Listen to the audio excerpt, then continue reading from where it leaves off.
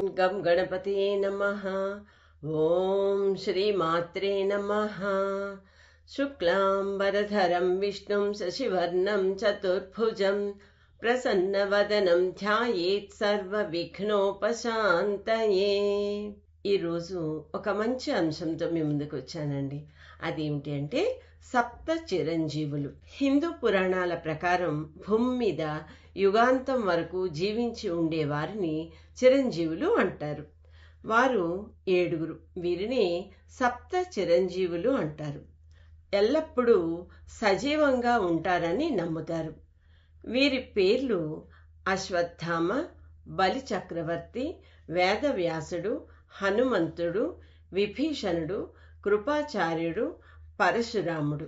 వీరి పేర్లను స్మరిస్తే ఆయురారోగ్యాలు, సద్బుద్ధి కలుగుతాయని నమ్మకం. అశ్వత్థామ ద్రోణాచార్యుని కుమారుడు, మహాభారత యుద్ధంలో మిగిలిన యోధుడు. బలిచక్రవర్తి వామనుడికి 3 అడుగుల నేల దానం చేసిన దానశీలి రాక్షస రాజు. వ్యాస మహర్షి వేదాలను విభజించి మహాభారతాన్ని రచించినవారు. హనుమంతుడు శ్రీరామచంద్రుని పరమ భక్తుడు, అంజనీపుత్రుడు. ఇక 5వ వ్యక్తి విభీషణుడు, రావణుని తమ్ముడు, ధర్మం వైపు నిలిచి లంకకు రాజు అయినవాడు. కృపాచార్యుడు కౌరవ పాండవుల కుల గురువు, అశ్వత్థామని మేనమామ. పరశురాముడు విష్ణుమూర్తి 6వ అవతారం. ఈ 7 చిరంజీవులతో పాటు మార్కండేయుని పేరును కూడా నిత్యం స్మరిస్తే ఆయురారోగ్యాలు కలుగుతాయని పురాణ శ్లోకం చెబుతుంది. అశ్వత్థామ బలిర్వ్యాసో హనుమాంశ్చ విభీషణః కృపః పరశురామశ్చ సప్త ఏతైః చిరంజీవినః సప్తైతాన్ సంస్మరేన్నిత్యం మార్కండేయ మథాష్టమం జీవేద్వర్షశతం సోపి సర్వవ్యాధి వివర్జిత. శ్రీకృష్ణుని శాపం వలన అశ్వత్థాముడు, వామనానుగ్రహము వలన బలిచక్రవర్తి, లోకహితముకై వ్యాసుడు, శ్రీరామ భక్తితో హనుమంతుడు, రామానుగ్రహము వలన విభీషణుడు, విచిత్ర జన్మము వలన కృపుడు, ఉత్కృష్ట తపోధనుడైన పరశురాముడు సప్త చిరంజీవులయ్యారు. శివానుగ్రహము వలన కల్పంజయుడైన మార్కండేయుని ప్రతినిత్యము తలుచుకుంటే సర్వవ్యాధి వివర్జితులే శతాయుష్మంతులవుతారని ఇప్పుడు చెప్పుకున్న శ్లోకానికి భావం. ఈ 7 చిరంజీవులలో ప్రథముడైన అశ్వత్థామ గురించి తెలుసుకుందాం. మహాభారతంలోని ద్రోణుని కుమారుడు. ఇతని తల్లి కృపి. కురుక్షేత్ర సంగ్రామం చివరిలో కౌరవుల పక్షాన మిగిలిన 3లో ఒకడు. తన కుమారుడు మరణించాడన్న వదంతులకు కుంగిపోయిన ద్రోణుడు అస్త్ర సన్యాసం చేసి దుష్టద్యుమ్నుని చేతిలో మరణం పాలయ్యాడు. కక్షతో రగిలిపోయిన అశ్వత్థామ చనిపోతున్న తండ్రి దగ్గర ఎలాగైనా దుష్టద్యుమ్నుని చంపడానికి అనుమతి తీసుకుంటాడు. అశ్వత్థామ పాండవులను ఎలాగైనా చంపుతాను అని దుర్యోధనుడికి మాట ఇస్తాడు. యుద్ధం చివరి రోజున పాండవులను చంపడానికి ఒక పథకాన్ని రూపొందిస్తాడు. అశ్వత్థామ కృపాచార్యునితో కలిసి రాత్రి సమయంలో దాడి చేయడానికి పాండవుల శిబిరానికి వెళ్తాడు. కానీ అక్కడ శ్రీకృష్ణుడు ఏర్పాటు చేసిన రాక్షసి వారిని అడ్డగిస్తుంది. అశ్వత్థామ తన శరీరాన్ని సమర్పించడం ద్వారా శివుణ్ణి మెప్పిస్తాడు. ఒక వరాన్ని కూడా పొందుతాడు. ఆ వరం ఏమిటంటే ఆ రాత్రి అతన్ని చూసిన వారు ఎవరైనా సరే చనిపోతారు. అటువంటి వరాన్ని పొందుతాడు. అర్ధరాత్రిలో పాండవులను చంపడానికి వారి శిబిరానికి వస్తాడు అశ్వత్థామ. ద్రౌపది పుత్రులైన ఉప పాండవులు 5 చంపేస్తాడు. ఈ విషయం తెలుసుకున్న పాండవులు అశ్వత్థామను వెంటాడుతారు.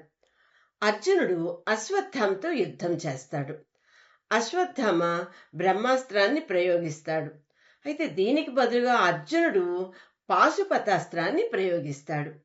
ఈ 2 అస్త్రాలు గనక ఢీకొంటే ప్రళయం తప్పదని భావించిన ఋషులు ఇద్దరిని ఉపసంహరించుకోమంటారు. అర్జునుడు తన అస్త్రాన్ని ఉపసంహరించుకుంటాడు. కానీ అశ్వత్థామ అలా చెయ్యలేకపోతాడు. ఆ బ్రహ్మాస్త్రానికి ఏదో ఒకటి లక్ష్యాన్ని చూపించాలి.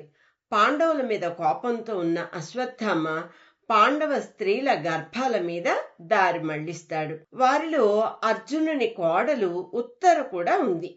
ఆమె కడుపులో ఉన్నది పాండవుల తరువాత సింహాసనాన్ని అధిష్ఠించాల్సిన వాడు పరీక్షిత్తు. బ్రహ్మాస్త్ర ఫలితంగా తల్లి గర్భంలోనే మరణిస్తాడు.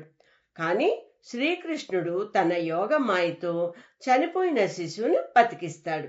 అశ్వత్థామను 3000 సంవత్సరాల పాటు కుష్ఠవ్యాధిగ్రస్తుడివి అవ్వమని శ్రీకృష్ణుడు శపిస్తాడు. అశ్వత్థామ గురించి విన్నారు కదా. ఇప్పుడు బలిచక్రవర్తి గురించి తెలుసుకుందాం. ప్రహ్లాదుని కొడుకు విరోచనుడు. విరోచనుడి కొడుకు బలిచక్రవర్తి. ఇతడు మహాశూరుడు. ముల్లోకాలను గెలిచి దేవేంద్రుడి దగ్గర నుండి మిగతా వారి నుండి కూడా ఐశ్వర్యాన్ని అపహరించి చక్రవర్తి అవుతాడు. అప్పుడు విష్ణుమూర్తి వామనావతారం ఎత్తి ఒక చిన్న బాలుడి రూపంలో వచ్చి బలిచక్రవర్తిని 3 అడుగుల భూమి కావాలి అని అడుగుతాడు. ఇతను బాలుడు కాదు, విష్ణువు మారు రూపంలో వచ్చి నిన్ను యాచిస్తున్నాడు, నువ్వు ఇవ్వద్దు అని రాక్షస గురువైన శుక్రాచార్యుడు మొదలైన వారు ఎంతమంది ఎన్ని చెప్పినా వినకుండా దానం ఇవ్వడానికి సిద్ధపడతాడు బలిచక్రవర్తి. ఈ దానం ఇచ్చేటప్పుడు శుక్రాచార్యుడు జలకలశంలోకి సూక్ష్మ రూపంలో వెళ్లి కలశ ద్వారానికి అడ్డుగా తన కన్నునుంచుతాడు. అది తెలుసుకున్న విష్ణుమూర్తి దర్భపుల్లతో ఆ కన్నును పొడిచి ద్వారం చేసి నీరు బయటకు వచ్చేటట్లుగా చేస్తాడు. అది మొదలు శుక్రాచార్యుడికి ఒక్క కన్నే మిగులుతుంది. ఇక ఎంతమంది ఎన్ని విధాలుగా అడ్డు పెట్టినా సరే దానమైతే ఇచ్చేస్తాడు బలిచక్రవర్తి. అయితే 3 అడుగులు కదా వామనుడు అడిగినది. వామన రూపుడైన విష్ణువు త్రివిక్రముడుగా మారి 1 అడుగు స్వర్గాన్ని, 2వ అడుగు భూమిని ఆక్రమించి 3వ అడుగు ఎక్కడా చూపించు అని అడిగితే అప్పుడు బలిచక్రవర్తి తన తలను చూపిస్తాడు. అంతటా త్రివిక్రముడు బలిచక్రవర్తిని బంధిస్తాడు. అప్పుడు ఇతని భార్య అయిన వింధ్యావళి పతిభిక్ష వేడుకోగా అనుగ్రహించి పాతాళ లోకంలో సకుటుంబంగా ఉండమని చెప్తాడు విష్ణు. బలిచక్రవర్తికి 100 మంది కొడుకులు. బాణాసురుడు జ్యేష్ఠుడు. ఇతని సత్యసంధతకు మెచ్చి విష్ణుమూర్తి ఈ మన్వంతరమున దైత్యేంద్రత్వమునకు, ఆ తరువాత మన్వంతరంలో దేవేంద్రత్వమును ప్రసాదిస్తాడు. ఇదండి బలిచక్రవర్తి గురించి. మరి విన్నారు కదా. మరో అంశంలో మిగతా చిరంజీవుల గురించి తెలుసుకుందాం.